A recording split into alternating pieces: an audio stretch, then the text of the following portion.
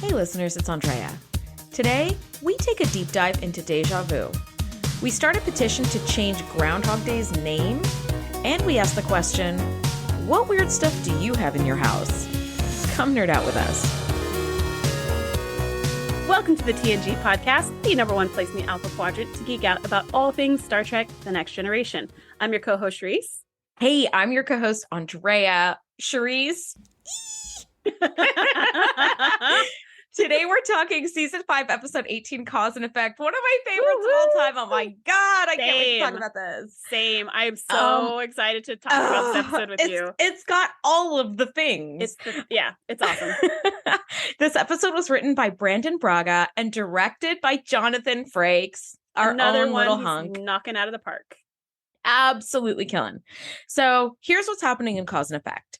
The Enterprise is caught in a temporal causality loop, which results in the destruction of the ship and the loss of all hands after a collision with the USS Bozeman. As events reoccur, they begin to feel a sense of déjà vu and upon investigating, realize their predicament. Ugh. Okay, what are your initial thoughts on this? Yeah, so that summary does not do this episode justice, but that's okay. No, not even close. That's okay, because if you're listening to our episode right now, you probably already watched this episode, and if you haven't, highly recommend going back, watching the episode, and then coming back to listen to us, because this is not a skipper. This is like a stick with her right here. Yes. This is a repeater. This is one of my favorite episodes of all of TNG. And it makes sense because I always love Groundhog Day type storylines where you get to see the same events but from different characters' perspectives. I always get a kick out of that. So this episode, love. What are your initial thoughts? In my notes I wrote, yay, I love this one because it's got everything. It's got action, mystery, a cool LCARS diagram explaining what's happening. It's got everything. I was thinking about it in terms of it's Groundhog Day in space, except that the movie Groundhog Day came out a year after this. So I'm going to go ahead and start a petition to rename Groundhog Day Cause and Effect on Earth. Okay. I feel like maybe we can rename, we can get some momentum behind this and rename that one. But this episode was super cool. I read some stuff from behind the scenes as I usually do. And Jonathan Frakes was talking about how, he was getting all ready to direct, and he got the script and he read it through and he's like, I read Act 1. Okay. Act 2 was the same as Act 1. Act 3 was the same as Act 1. Act 4, Act 5. He was like, I thought that I was being punked back to the writers. And he was like, very funny. Ha ha. What's the actual story? And they're like, no, that is the story. So I was like, oh, that's pretty interesting. But he also had to, he was directed to make sure that it didn't feel like a clip show. Yeah. And which, in the 90s, girl, remember clip shows? That was all the rage. And didn't we all feel ripped off every time there was an effing clip show? We're like, man, why didn't you just say there were 24 episodes instead of 25? Come on. So Rick Berman was like, make sure it doesn't feel like a clip show. So you need to capture lots of different angles of the same thing happening. So a lot of the cameras or a lot of scenes had 3 cameras filming at once to just capture the same thing, over and over in different ways. And I thought that was super duper cool. Yeah. And another thing is when this episode started, I was like, oh my gosh, this has got to be the most intense start to any episode, with the exception of Best of Both Worlds Part 2, where we thought Riker was going to fire on Locutus of Borg. Yes. But then it was very anticlimactic because nothing happened. So it was sort of intense for about 10 seconds. And then you were like, wait, what? It was just confusing. But this one, I was like, holy cow, this has got to be the most exciting opening. I'm hooked. I would have come back from the commercial break if we were doing commercials back in the day. I wouldn't have moved an inch. Yeah. So the writers talked about this where they're like, we wanted to make the most intense teaser for all of TNG. And you're right. Best of Both Worlds Part 2 was with Riker saying, Mr. Worf, fire. And then it was some deflector dish stuff that did nothing. You're like, oh, dang it. And then of course, they were like, nothing happened, sir. And that was it. But this, let's just get into it. This episode starts off with the view of the right warp nacelle, exploding exploding. So the ship is damaged. There's gases and fumes everywhere. The music is so freaking suspenseful. Mm-hmm. They're like, we got to do an emergency core shutdown. Antimatter containment is like compromised. We have to eject the core. And then, Data's like, core ejection offline. It's like, oh my God. And then the warp missile blows out completely and sends the ship into a doom spiral. I was like, oh my God. And you just see everyone scrambling. Everyone's falling over. There's fire everywhere. People are jumping. People are hitting panels like crazy. And Picard's like, abandoned ship, abandoned ship. Boom. And the entire Enterprise blows up. And you're like, what the F? And then it's like, yeah, space. Like, the final frontier. I was like, what the F? Music right now. What? Then it comes back and it's just like, Captain's log, like nothing ever happened. And you're kind of like, what? Because it doesn't say at the bottom, like 24 hours earlier or something like that. Exactly. It just starts. And you're like, okay. And then they're playing poker and you're like, okay. And then, as we find out, it gets back to the explosion and then you're like, oh, but like this opening, this was so the good. Most fire opening of all time. So yeah, Picard says, all hands abandon ship. Repeat, all hands abandon. And the whole thing just blows. And as he's saying abandon ship, part of the bridge panels catch on fire. I was like, oh my God. Like, you can feel it. You can feel it. You can feel the fear. And also, because the ship explodes when Picard is halfway through saying abandon ship the second time, you just get this sense that absolutely no one was able to abandon ship in time. No. You just get this sense that, close. And if there's a warp core breach, you have to like warp away from a ship that's about to do a warp core breach. And none of those escape pods would be able to do that. They just got to get, shot out at whatever, at impulse speed or whatever the heck. Not even impulse. They probably like barely have any momentum. It's just for them to get away from the ship if it's crashing or whatnot. So you just get the sense that every single person on the Enterprise is gone. Yeah, 1,000 plus people. Next scene, boom, Captain's log, and everyone's alive again. Yes. So we come back from the intro, and we start off with what we would expect to open an episode with. Captain's log, stardate 45652.1. The Enterprise has entered an area of space known as the Typhon Expanse. They are the first Starfleet vessel to chart the unexplored region. And I was like, huh? What about, but 5 minutes ago? But all right. So it's a poker scene. It's nice to see Data super speed on display. He's like shuffling all hyper speed. And I was like, that's fun. We've got Data as the dealer once again.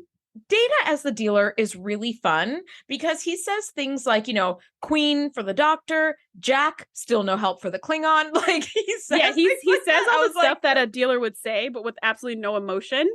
And it is so much fun to watch. Did we ever talk about the last time we saw him be the dealer? Did we ever talk about the purpose of that visor? What's the point of that? Yes, we did talk about it. Something about deflecting glare and stuff. And I think we also only talked for the dealer. I don't know, but okay. I remember talking to you in a previous episode, like 3 seasons back, probably 4 seasons back, that visor that they used sold for like tens of thousands of dollars for, to a collector. And I was like, oh my God. Where do you put such a thing? Anyway, I was just wondering, if you've got that kind of money, you walk into somebody's house and they've got like a Data mannequin that's wearing that thing. And it's like, it's super creepy. So you're like, that would be cool, except it's creepy. Yeah, it would be cool and creepy. Also be creepy. But I'll tell you what, I would probably visit that person's house. I'd probably be like, is that the original? Oh, but like, I probably wouldn't be friends with that person. So I don't know. Yeah.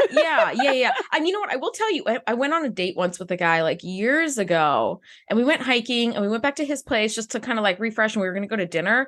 And girl, I walked into his house and I don't know why, but he had an entire row of airline seats in his living room. And I was like, what the fuck?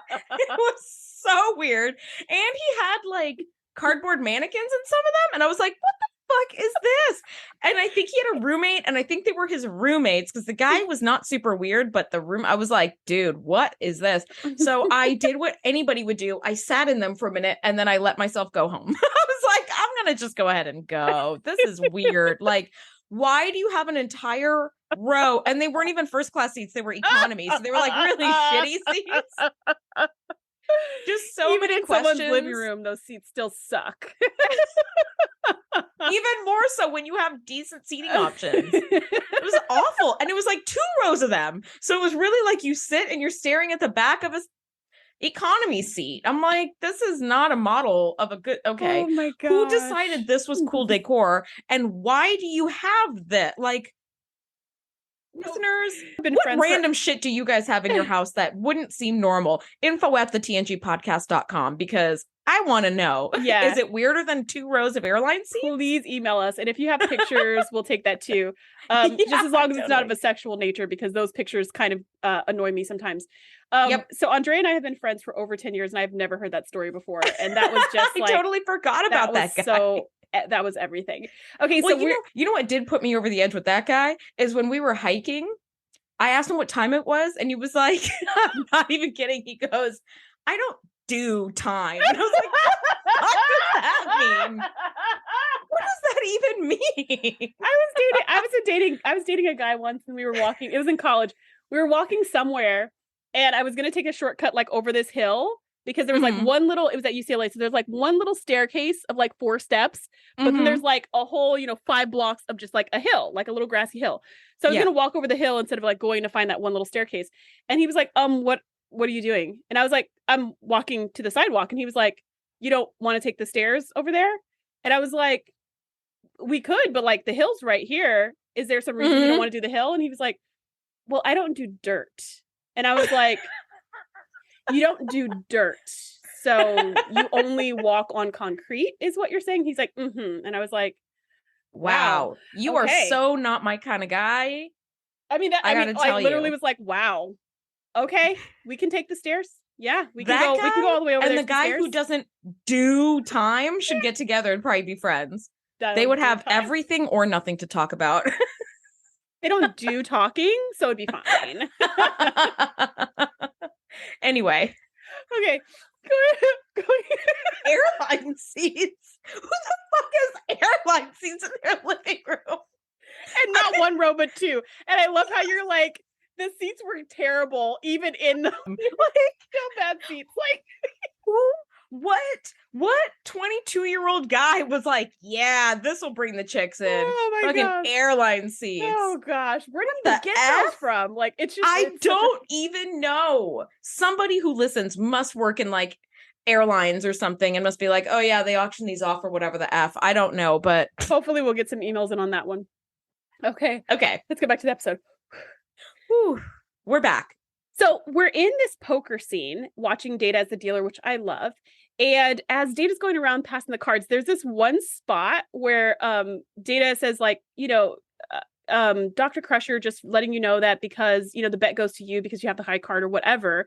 And I love the way Beverly looks at him as Data's mansplaining this to her. And it's just like, thank you, Data. Like the most F you thank you I've ever seen come out of Beverly's mouth of like, I understand the game and I know what's going on. Now, thankfully, this is Data. So he's not being condescending at all. He's literally just being like, hey, did you forget? Maybe she forgot. I don't know. But like a lot of people would do something like this, I feel like, to Beverly, and they would not have forgotten. Like they would just be being dicks. So I just love the way that she's like, yes, I understand. And she calls Riker's bluff and she just cleans up. And this was just a really fun game. And I wasn't sure if we were going to finish this game too, because I think our last game, they got called away or whatever. And so I wasn't sure if we were going to finish this game and see who actually won. So I was glad that we got that little bit of closure to see that Beverly like killed it. That was fun.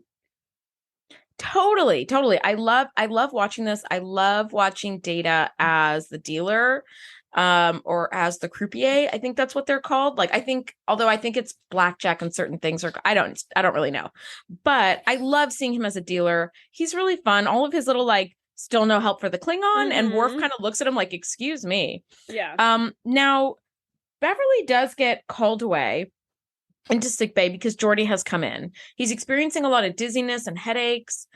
He almost pulled an Emperor from Star Wars and dove to the bottom of the warp core, like at the end of Return of the Jedi when Darth Vader just tosses him down there, right? And I was like, guys like that crossover. Yeah. Yeah, I thought when he said that, I was like, that's terrifying. Like, that is absolutely terrifying. Maybe you guys need some like mag like boots, a safety like railing other or ships something? have. Yeah, or a safety railing, or maybe like a little like a hook around your belt so you don't fall into the warp core. a glass. 100%. 100%. Yeah, because he's like, thank God Ensign so-and-so was there, because it's a long way down to the bottom of the warp core. And I was like, and that's why we need a railing. But Beverly tests him and she stops herself. She's like, I feel like we've discussed this before. And Geordi's like, I don't think so. So she's like, okay.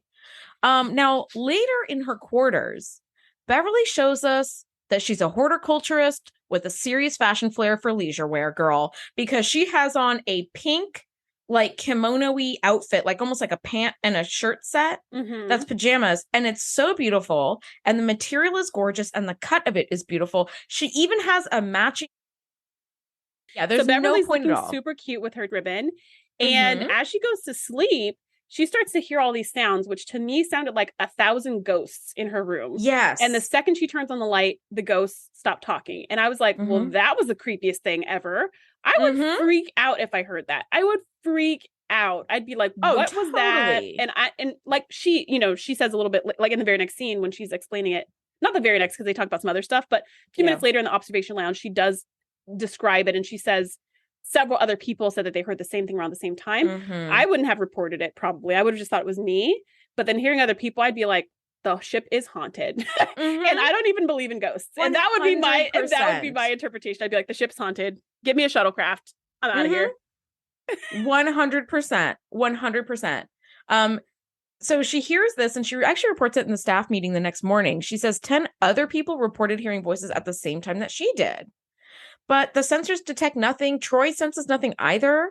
And now in the middle of all this, Worf comes to Picard to say that they're getting unusual readings 20,000 kilometers off the starboard bow. And it looks like a highly localized distortion of the space-time continuum. We've got this kind of blue swirl. So things are like, we haven't seen this before, but it feels familiar. It feels like we're leading down into some familiar territory. So as they walk out of the observation lounge into the bridge, which is just the next room over, everybody goes to their seats, and Riker immediately goes to stand next to Data and puts his crotch right in his face. Captain Morgan. And I wrote that. I wrote Riker does the Captain Morgan on Data again. I was like, he didn't want to sit down like everybody else. No, he wanted to do that, huh? He had he had to do the crotch in the face. He's like, something important's happening. Let me put my crotch in your face so we can now investigate further. In this moment, Picard says something, which I suspect Data was saying it in his mind too. Back us off nice and slow. He would just slowly back away from Riker's crotch. Yeah. So this scene is great though, because we see first of all, we see Ensign Ro back in the pilot's chair with the super cute haircut. She just looks totally adorable in this whole every time they show this little scene, I'm like, oh, she's so cute. She's adorable. Michelle Forbes kills as Ensign Ro. Totally. Absolutely kills. Totally. So they're trying to figure out what's going on. And as you said, we're seeing this cool swirl. And we're like, what exactly is happening? And then boom, suddenly this huge ship comes flying out. It just materializes in front of them in space. And the moment it does, all the power on the Enterprise shuts down. All the power. So, Picard's like, Ensign Ro, back us off. And Ro is like, the maneuvering thrusters are offline. Like, we can't move. And then Worf's like, oh, and by the way, the shields are down. And Geordi's like, oh, by the way, all the main power is off. And the rest of the power, the auxiliary power, is also draining. And Data's like, and by the way, that ship is on a collision course and will hit us in 36 seconds. I was like, ah! And Troy's like, we need to get out of here now, right? Terrifying. So hailing the ship doesn't work. Riker, as Captain Morgan says, why don't we decompress the main shuttle bay? Because that explosive force may push them out of the way. Which tells me that this whole trying to like blow out the door of the cargo bay and Beverly and Geordi holding onto a ladder just a little bit was absolutely bullshit. Because if it's going to thrust a whole ship forward, y'all were lying to us. Well, they weren't in the main cargo bay. They were in one of the auxiliary cargo bays. Oh, excuse me. We're going to say just main cargo bay. I'm sorry, do the laws of physics apply in different places differently? Yes, because the main cargo bay is way bigger than all the other cargo bays, which I just made that up right now. You sure did. Yeah, I sure did, friend. I sure did. So, I mean, we all know that if you just barely touch a ladder during an explosive decompression, you're flying off into space and you're going to die. Don't worry too hard about holding on, because if you let go, Geordi can scoop you up with one arm while he barely holds on too. So it's really like a gentle fan. Yeah. Blows your hair, but it doesn't really suck you got into You know space. what? I would kill for a fan that strong because we've been in like the worst heat wave that California has ever been in its history since the beginning of the universe. And it's been Minus the horrific. dinosaurs. Yeah, it's been since horrific. the volcanic eruptions all over the planet. This is the hottest that we know of. Mm-hmm. So also, we don't get to run water either because the pipeline is broken. So that's also extra fun. Yeah, and we've been in like a million years of drought. But I can't complain because most of the time it's pretty awesome living here. So I'm not even going to complain. Yeah, because other people live other places, and I say that's their problem because this place is amazing. So at this point on the ship. Yeah, Riker suggests like let's do this, explosive decompression, and it'll push them out of the way or push us out of the way. And then Data chimes in and says, or we could use a tractor beam to just move this ship out of the way. And that's when I went, oh wow, so tractor beams can push and pull. That's different. Because in the past, tractor beams have always pulled. They've pulled it to the right, they pulled it to the left. I never thought of that. You're totally right. But I was like, oh, now tractor beams can not tractor, but like repel beams. That's different. So, okay, now new skill. Yes. And so then Picard's like, yes, go with that. At this point, mind you, we have like 10 seconds now till like utter death. So Worf tries it, and they do push the ship mostly out of the way. Unfortunately, part of the ship does smash into the nacelle, and then boom, now we're back at where the episode started. And exactly. It did not take too long to get back there, which I really appreciate. They didn't take the whole episode to get back to that point.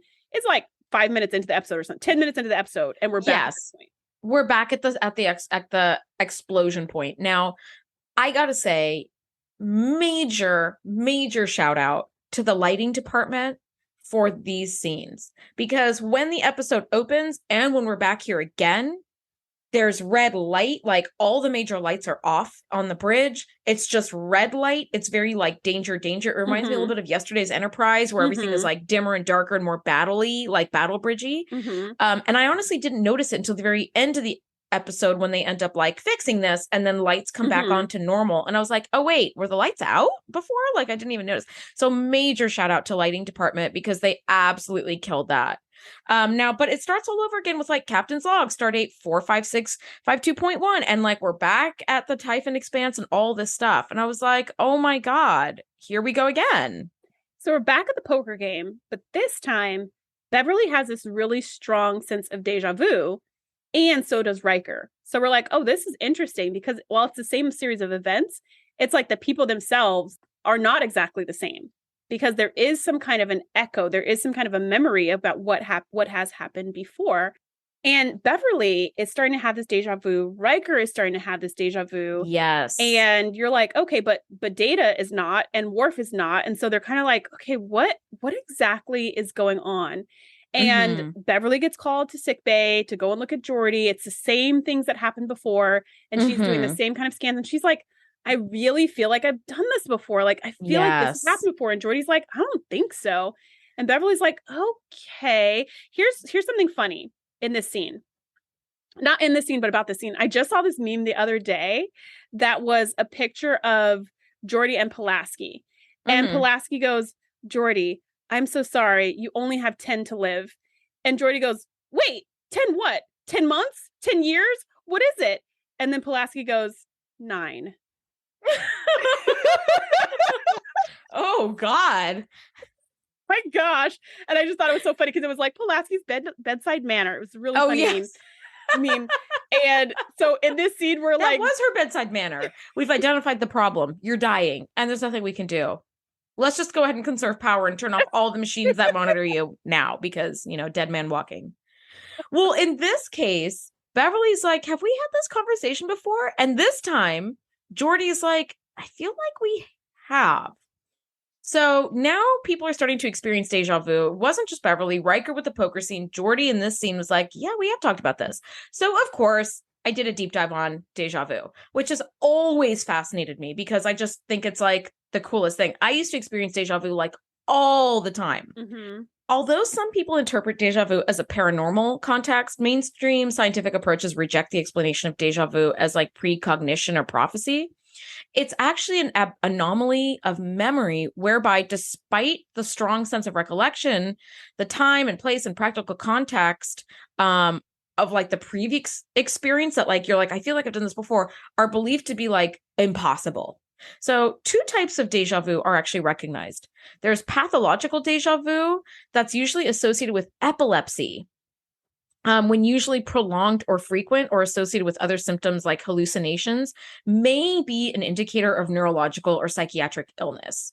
The non-pathological type that's characteristic of like quote unquote healthy people are about two-thirds of us have experienced déjà vu. Cool thing, people who travel often or frequently watch films like the same TV show or film over and over again are more likely to experience déjà vu than others. I'm not sure why the traveling. At first I was like, maybe it's like crossing a bunch of time zones and your clock being all messed up and feeling like you've done something before.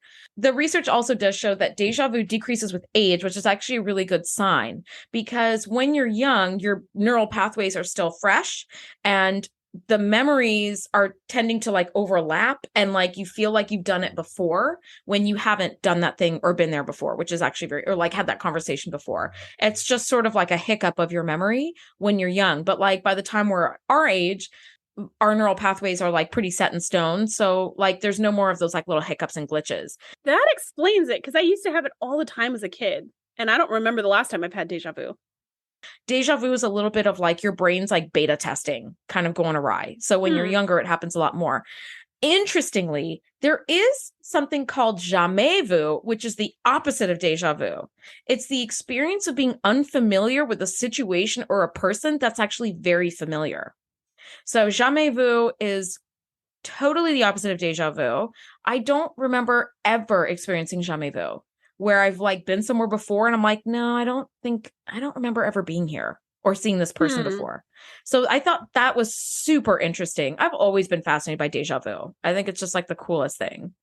That's super interesting. And the other thing I thought about was that that condition of folie à deux, which is that like a shared delusion, because Beverly asked the question to Jordy, because Jordy's like, maybe it's just déjà vu, and Beverly's like, about the same thing with both of us at the same time. Who's ever heard of 2 people having déjà vu about the same thing at the same time, right? Which would be more like folie à deux, like a shared delusion.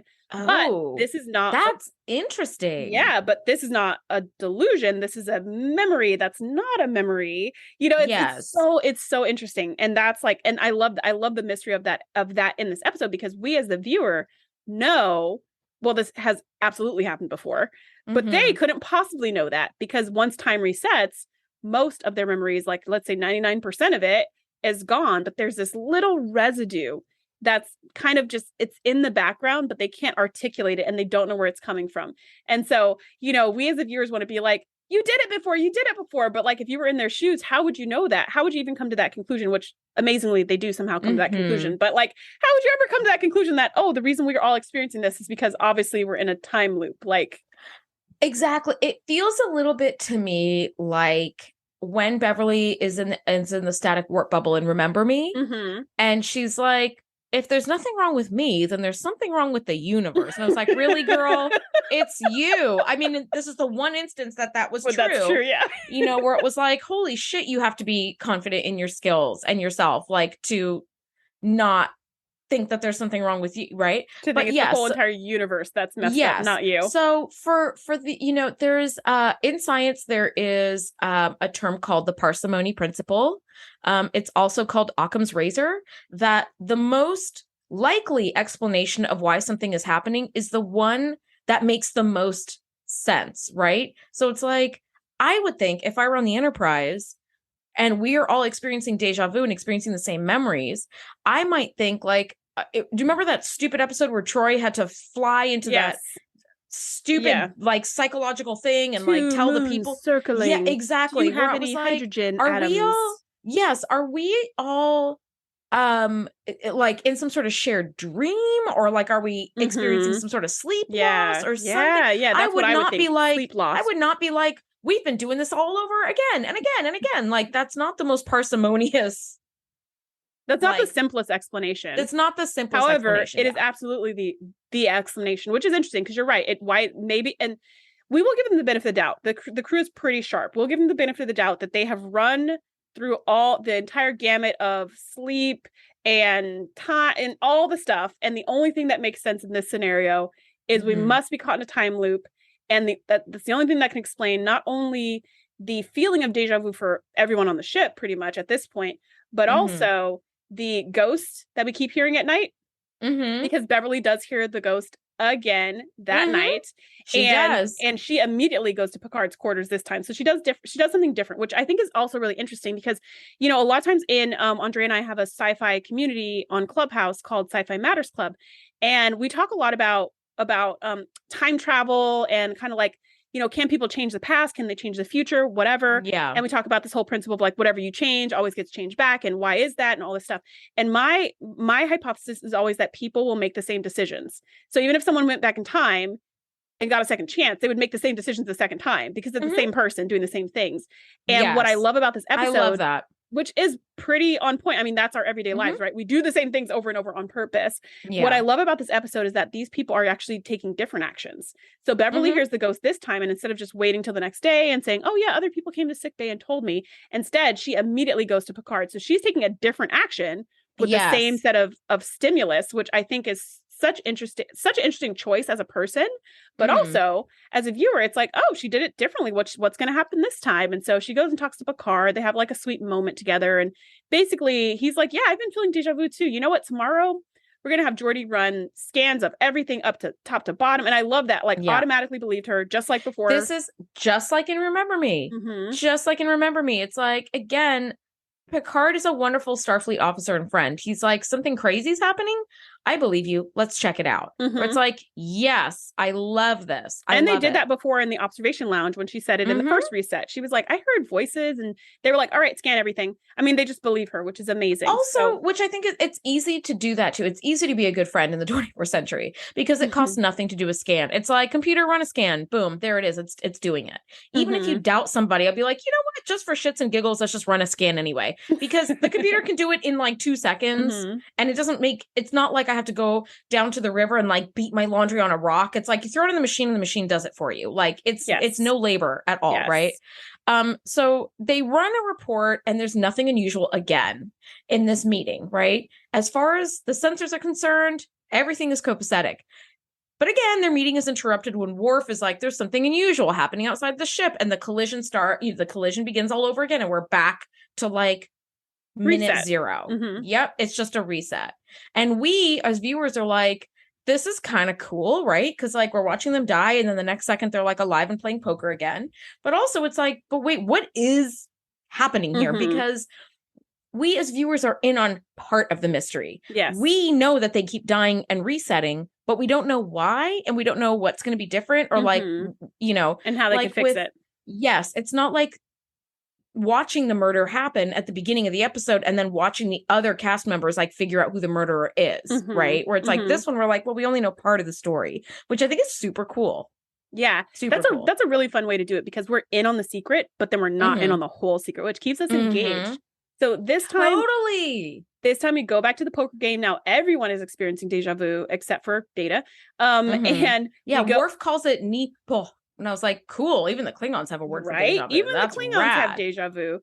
And this time Beverly comes into Nursagawa and is just like, it's Geordi there. She's like anticipating. And she's like, no, he's not. Oh, he just walked in. And everyone's looking around like, what is going on? Right. Because at this point, they're all calling the cards. Right. They're all calling the cards. Like Dr. Crusher starts off telling the cards, and then Riker can call the cards before they're being drawn, and then Worf is doing it, and Data's like, the odds of this happening are extremely small. Yeah, like how are you guys doing this? And they're like, we don't know. Exactly. This is a like, again, super fun to see like that same scene but in a different way.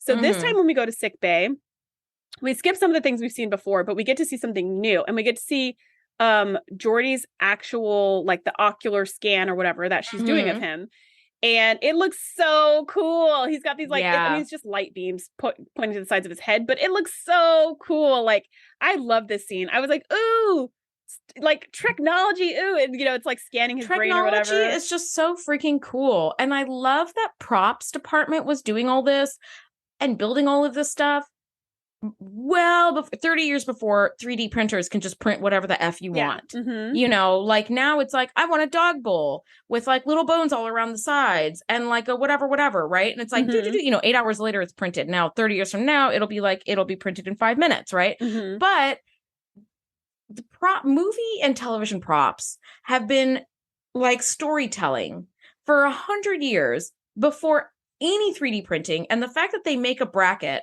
that shoots light into the side of LeVar Burton's face and like looks like it belongs in this universe, although we've never seen it before, like Kevin and Rashawn's little terraforming machine with the light beam. It's like this kind of shit is just stuff that you make with like old appliances and plastic tubes and some tape, and it looks so real. Like that's why I've always wanted to work in like set dressing and like prop stuff, because I love making things, and I see this and I just go, okay, how would I have made that? Like it is just, it looks so good. So good. Yeah, it's super cool. Like, I mean, this episode, they just slayed with their props and everything. And they didn't even need that many props. But the few that they had, even the flowers in Beverly's room, just a few things placed here and there were just perfection. Yes. So we find out that Geordi is seeing these blurry after images that are making him really dizzy. Poor Geordi. That sounds freaking awful. Yeah. So Picard's like, all right, get away from high places, first of all. Seriously, let's not go near the warp core, or let's put a freaking force field around that just for everyone's safety.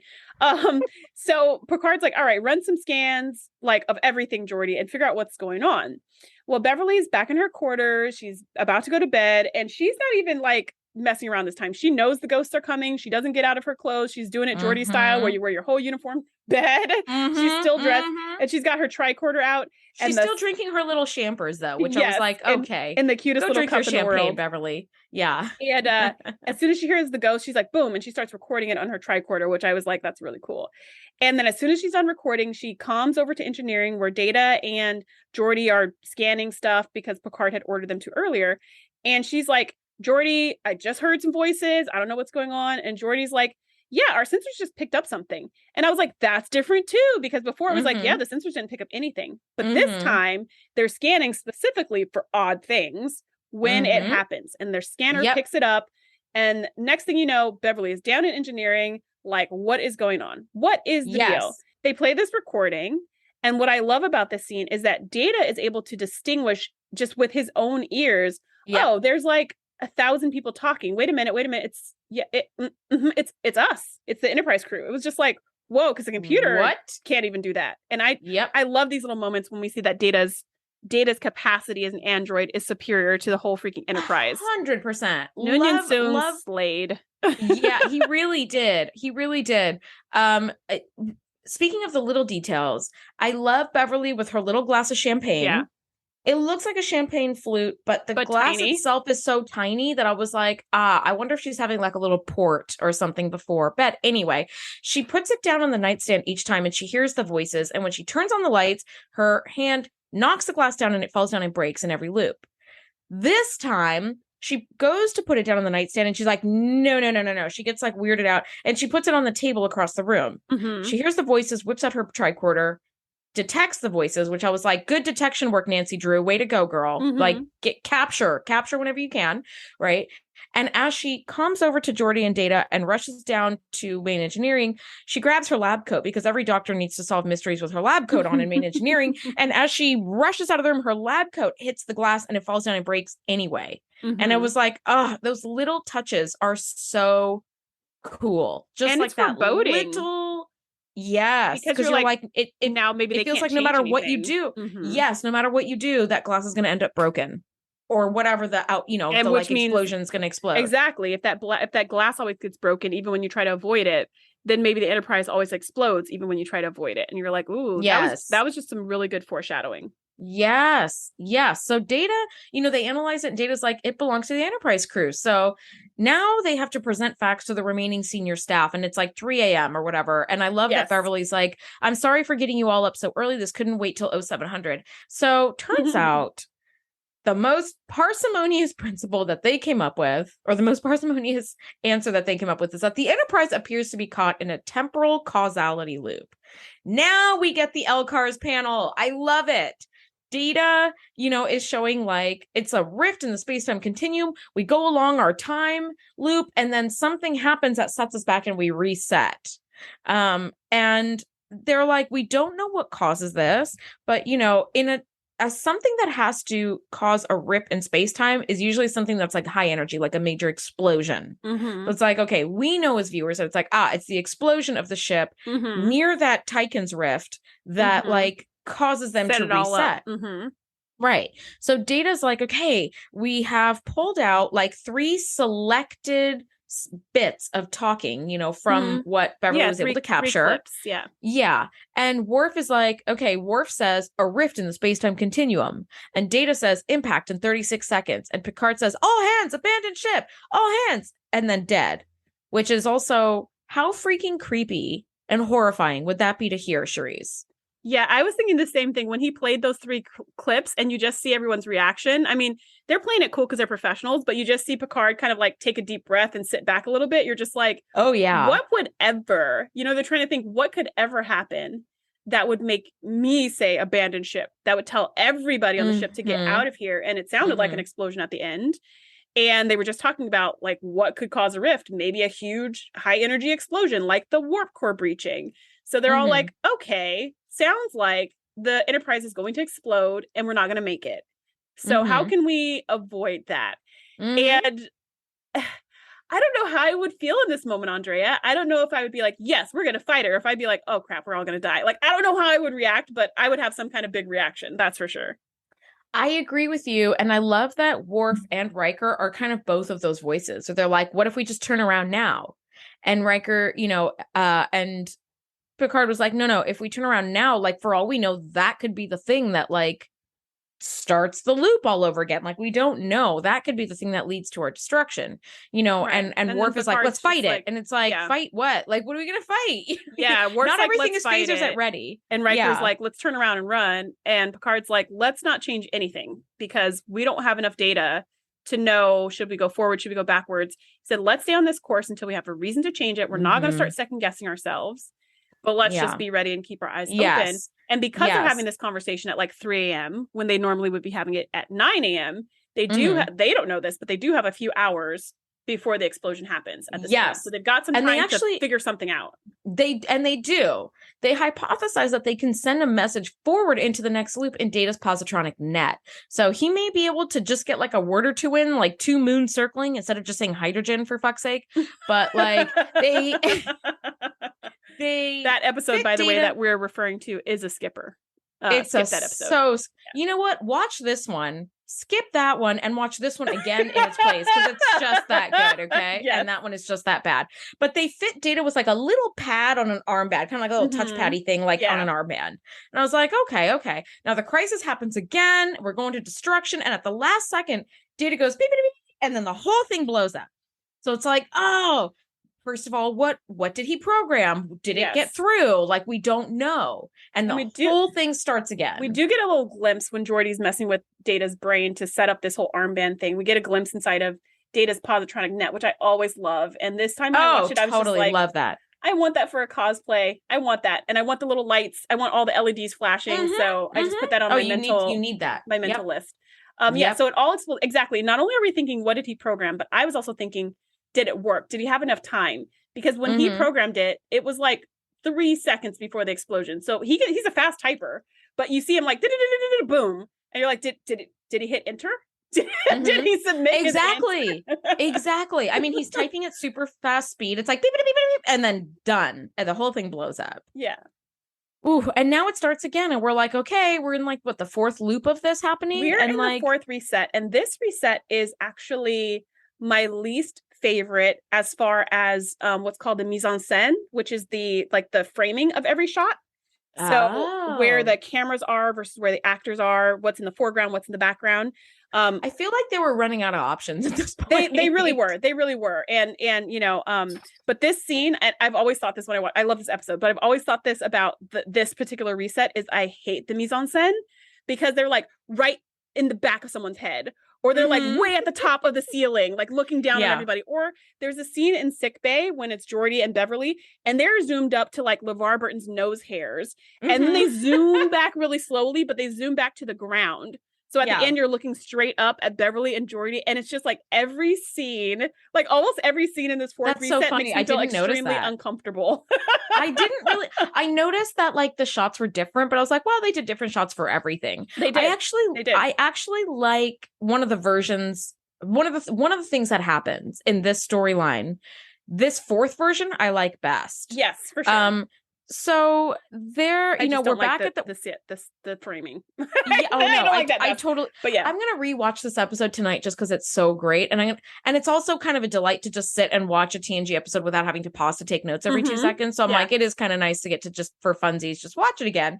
Now, they're playing poker. And Beverly's like, wait, a queen, a 4, an ace, and a jet or whatever. But they all get a 3. And they're like, that's weird. And then they all get different cards, but each one of them gets a 3 of a kind. So they all get a 3 and then a 3 of a kind. Yeah, and it's like Riker gets 3 kings and then Worf gets 3 8s or whatever. Exactly. And then they're like a 3 and 3 threes of a, and 3 of a kind. What is that? Yeah, and Beverly's like, I could have sworn I knew what the cards were going to be. And Riker's like, me too. And Worf's like, me too. And Data's like, that's weird.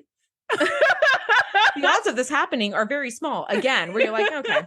Agreed. Now, Geordi comes in to see Beverly and they do the diagnostic and they're like, okay, like it's these ghost images again. And so she goes to, Beverly talks to Picard, or actually she has Picard come to them and shows the cool machine again. And he's like, why don't we do a diagnostic on the subsystems to check for anything that's not quite right? And so Picard sends Data and Geordi off to main engineering to go do that. And as they're working on these systems checks, everything is coming up with the number 3. It's like, that's odd. And then they're like, boop, boop, boop, beep. Attack, like a Dechion field has just been detected. And moments later, Beverly calls to tell them about the voices. Now, this is my favorite version of this one, because here they are working, and you just get Beverly calming to say, I just heard a bunch of strange voices in my room, and I whipped out my tricorder and recorded them. And they're like, come down and we'll compare notes. And she's like, okay, I'm on my way. And then you hear the glass break.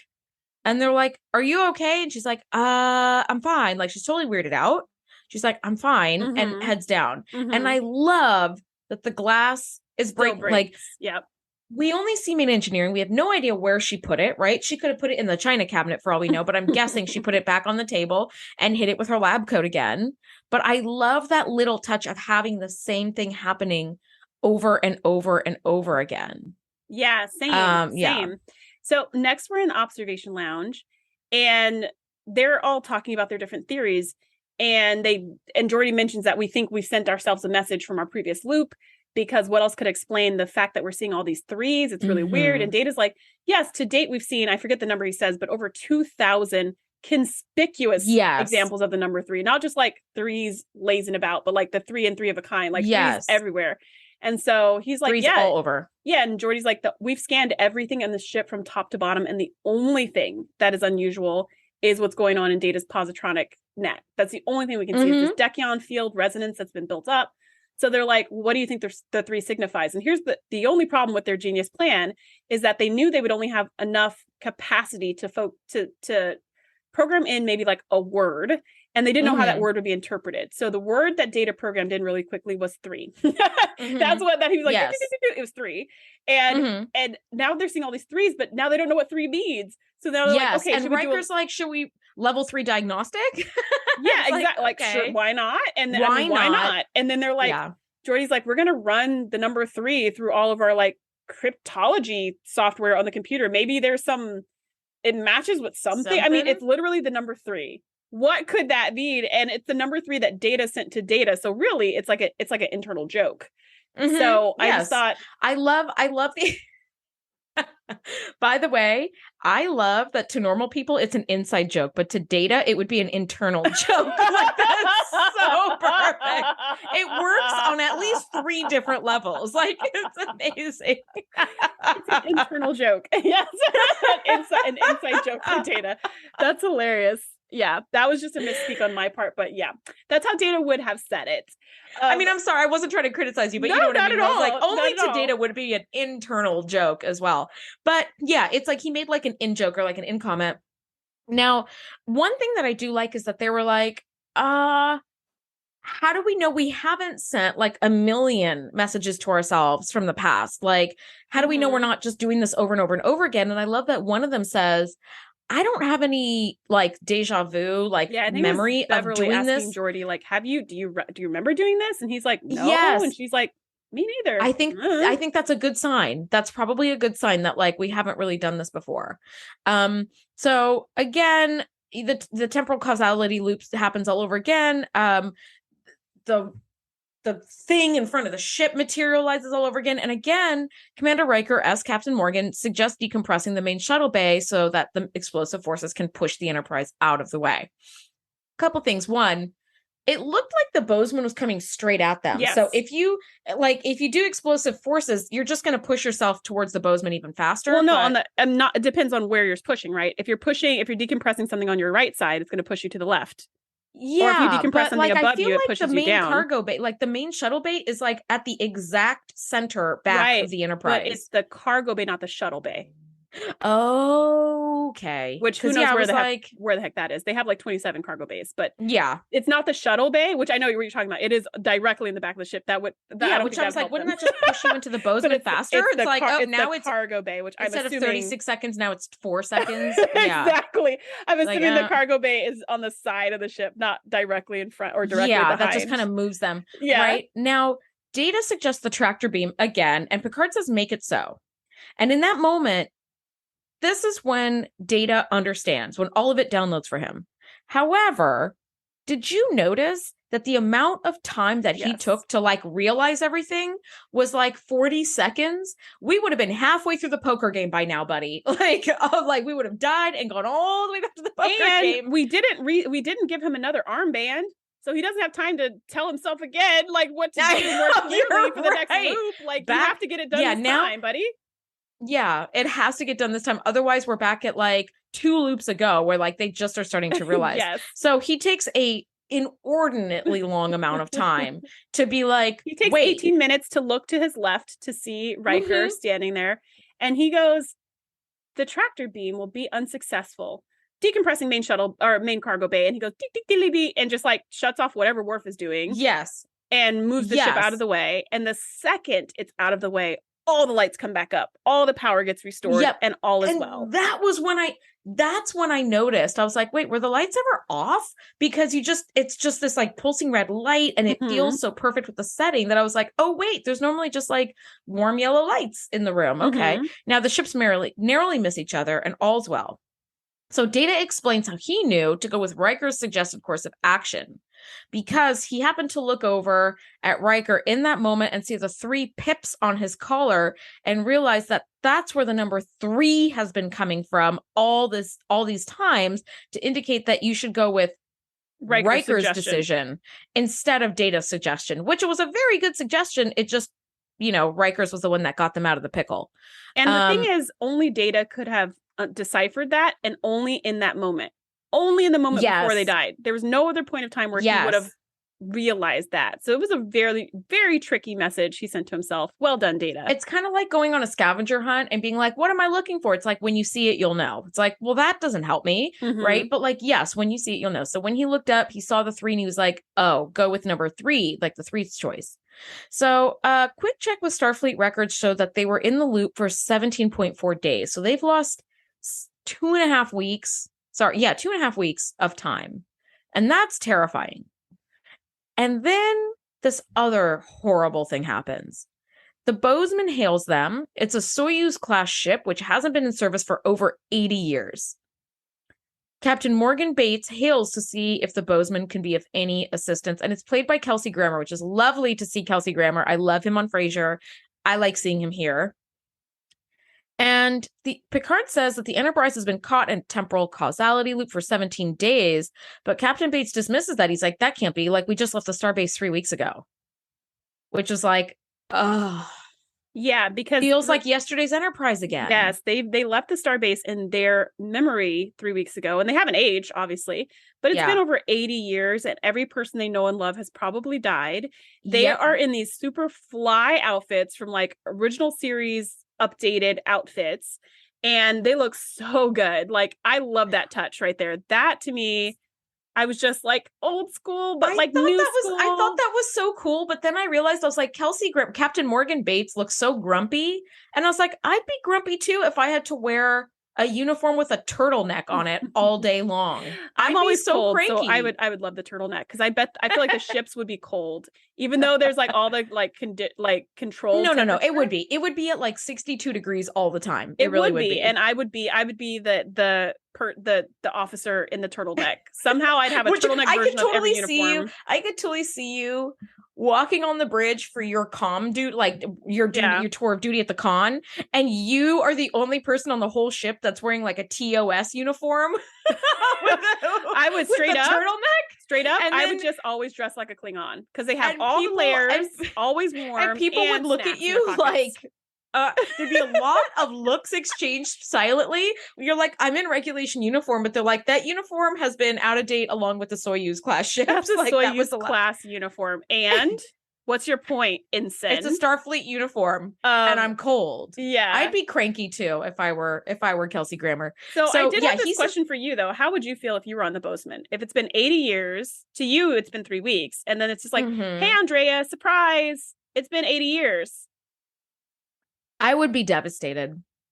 I would be completely devastated because everyone I know and love would be dead.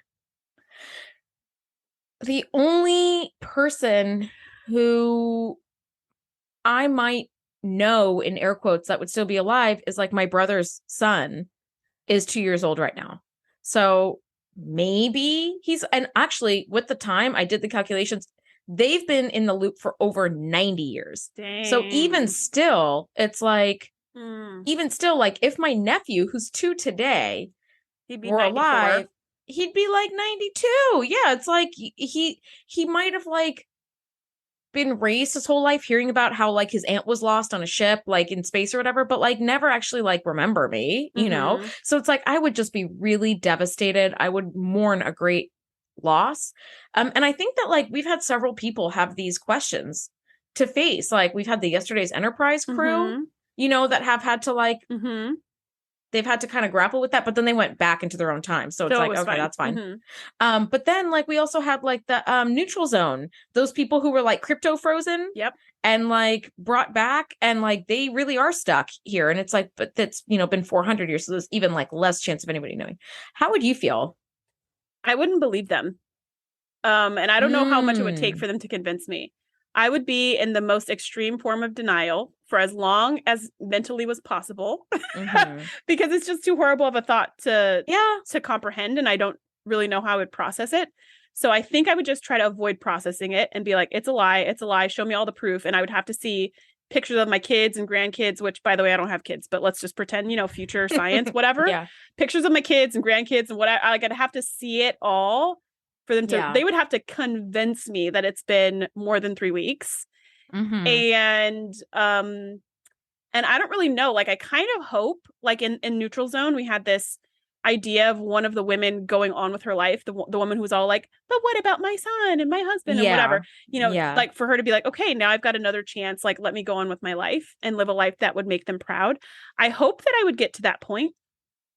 I don't know how long it would take me to get to that point. And I do think I would spend a lot of time in the holodeck, just having lots of recreations. I would be stuck in the past. Like, I just kind of doing like the Wesley Crusher, watching his dad talk the same 2-minute loop over and over again. I'd be extremely unwilling to move forward, I think, in like a healthy way. And I don't know how long it would take before I'd be okay. Yeah. I think I would spend a lot of time trying to see if like I could somehow go back to the Typhon, the Typhon's Rift or whatever it's called. Do like a Yesterday's Enterprise. And like go back and have it be my time. Yeah. I would spend a lot of time doing that. So here's something to pretzel your brain. It pretzeled the hell out of my brain. And I've watched this episode a million times and I never thought about it until I watched this yesterday to like review for the podcast.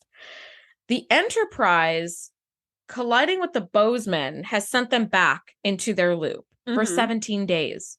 But the Bozeman's been in there for 90 years. What have they been colliding with to set them back to the beginning of their loop?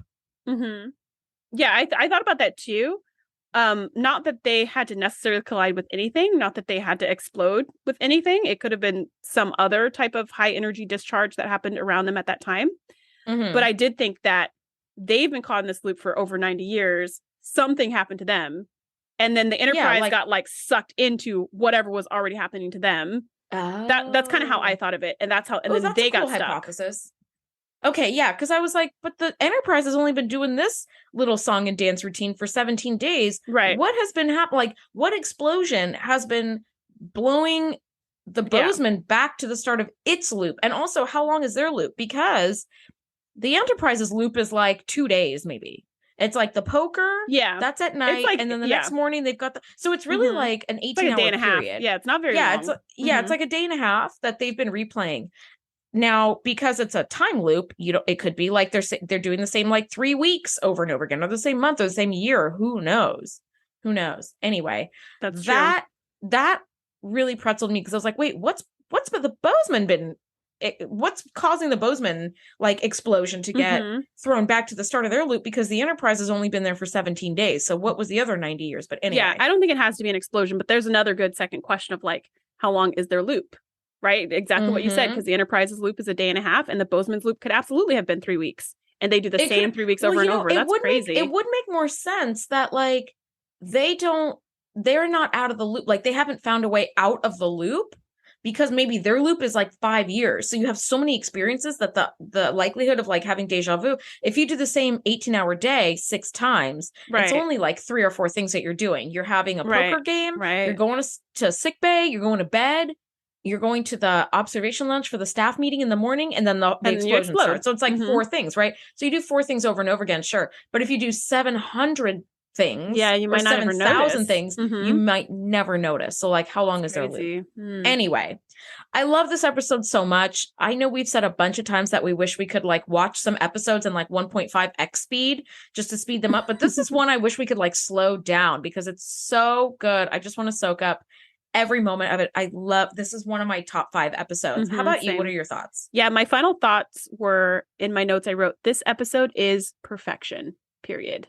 It really is. It really, really is. Well, I feel like we can't get any higher than this. So on that note, next week we're reviewing season 5, episode 19, The First Duty. Guys, thanks so much for listening and hanging with us. We'll catch you next week. Bye. Thanks for geeking out with us. Be sure to join the crew at thetngpodcast.com to be the first to know when we do our live shows or host events exclusively for our members. We'll see you next time.